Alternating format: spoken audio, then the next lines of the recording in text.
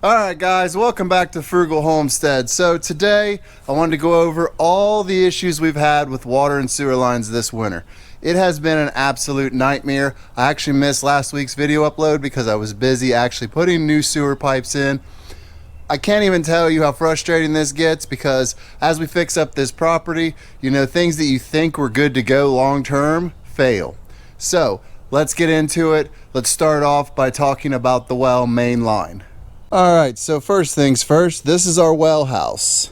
Now, there used to be another trailer over here, and this well house fed both trailers. So the way that it's run will not make a lot of sense to most people.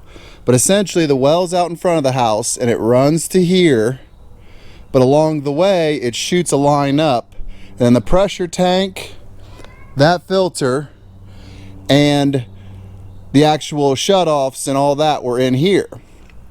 Now, this froze and cracked this winter while the power was out during the ice storm. You can actually see the crack there where it's just trashed. Now, if we come over to the well house itself, in here you can see the pressure tank used to be here, and the area here that I dug out was actually a water line. I thought a coupler had broke.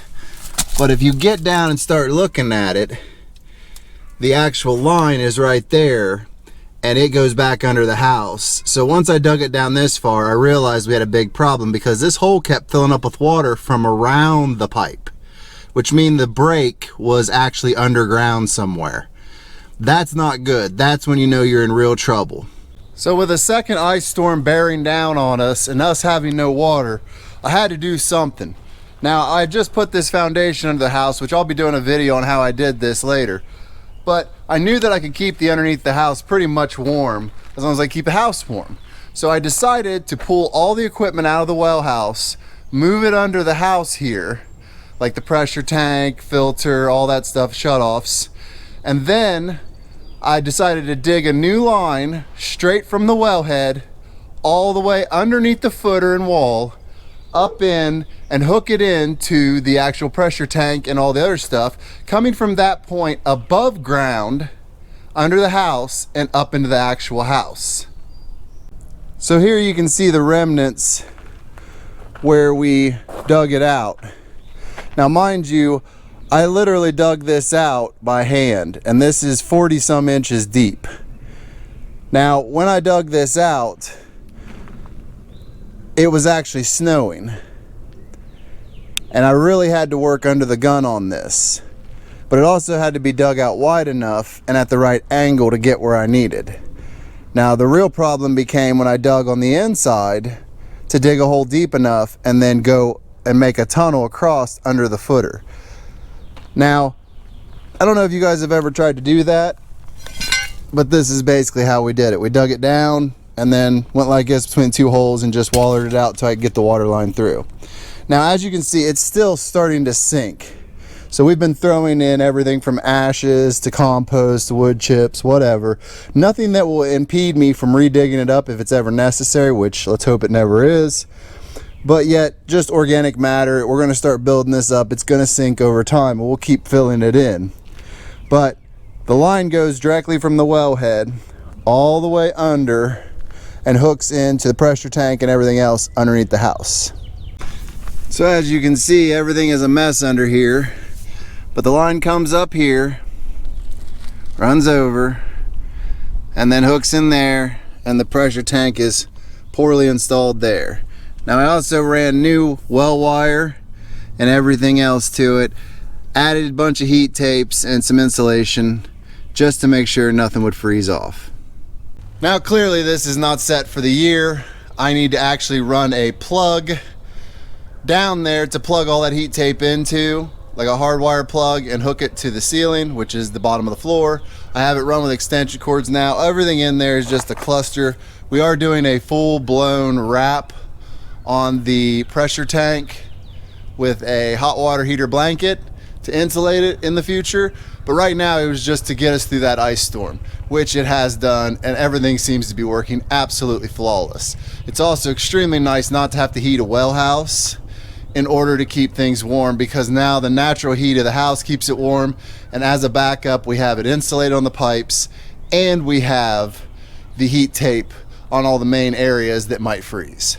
All right, so as soon as I got through that ice storm last week, I just was kind of starting to get my feet under me, get ready to get back on the tiny house, and we developed an issue with our septic system to where it seems like it wasn't wanting to flush or drain water, and then it actually started to back up in the bathtub and the toilet.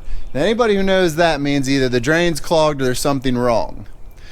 Now, what we came to find out was the way they installed the sewer system main line in this trailer was very much a poor design. Now, I've tore down many mobile homes in my day, and the sewer systems are always done one of two ways. Either they stub the sewer line straight down, and the installer, when they set it up, hooks it into one sewer line and it goes to the sewer system. Or they start at each end at each bathroom, come together in the middle, means two lines of fall, and then go to the sewer system. This one has been done differently, and I'll try and explain it to you, and hopefully it makes sense. All right, so the simplest way I can put this is there's a bathroom there and there's a bathroom there. Now, this bathroom is where everything starts, and it runs the length of the house where the second bathroom ties in, and then it turns abruptly and runs a sewer line all the way back down the house and out to the septic out back. Now, in theory, that should be okay, except for the fact that trailers A do this a lot of times. Now, we put our foundation in, so that helped with ours, but the problem is they started at this end and went this way, and all they did was they put it up in the floor joists, so there's not a lot of room for fall one in a 2x6 or 2x7 floor joist. And then they just use these little metal straps every once in a while and nailed them up to hold it. So there's not a whole lot of fall. There's enough, but not truly enough. So when a trailer, moves just a little bit like this, it can actually block the line, the air in the line, so it won't want to flush. So what I did was I came out of this bathroom, and there's a washer and dryer hookup, and up on the roof there's a vent. And the important thing to know is that vent up there is important, because you need that vent in the line in order for the system to vent correctly out to the septic. So in front of that way the vent, the washer and dryer, and this bathroom were all on this line. I tied in and cut the sewer line, plugging the side that goes this way and putting an elbow on this end and going down to the main line, which goes out to the septic system. Now, this is actually pretty major plumbing, because the moment I cut it, guess what happened?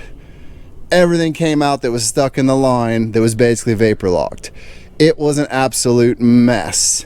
So I crawled out, stripped on the porch, put on fresh clothes, went back in, and went back to it. Now you can see how recently I finished all this, because there's still parts laying here on the ground. But basically what I did, and I don't know if we can see it here, we'll give it a shot. Oh, just slightly can see it there.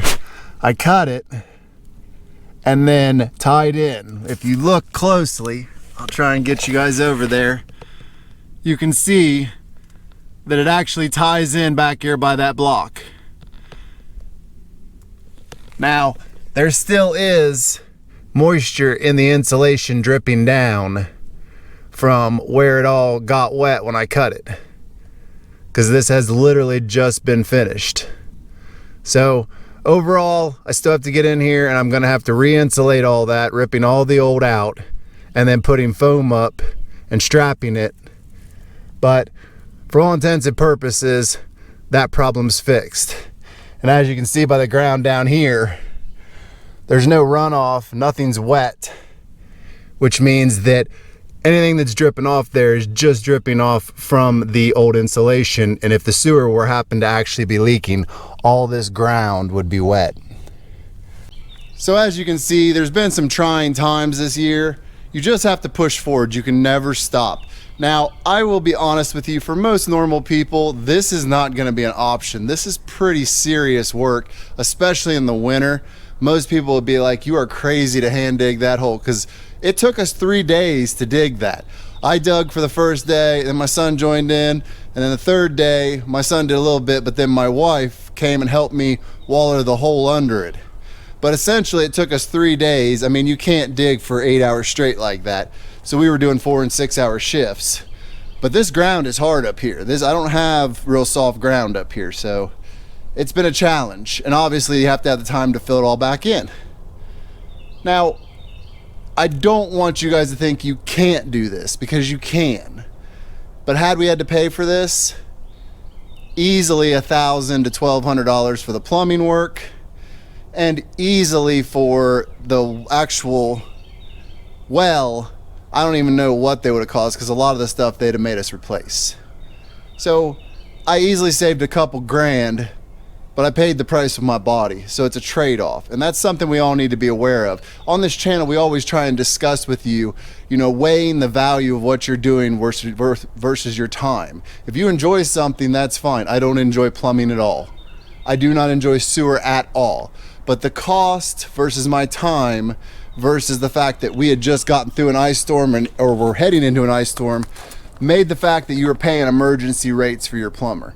I'm not paying that. That's 3 times as much.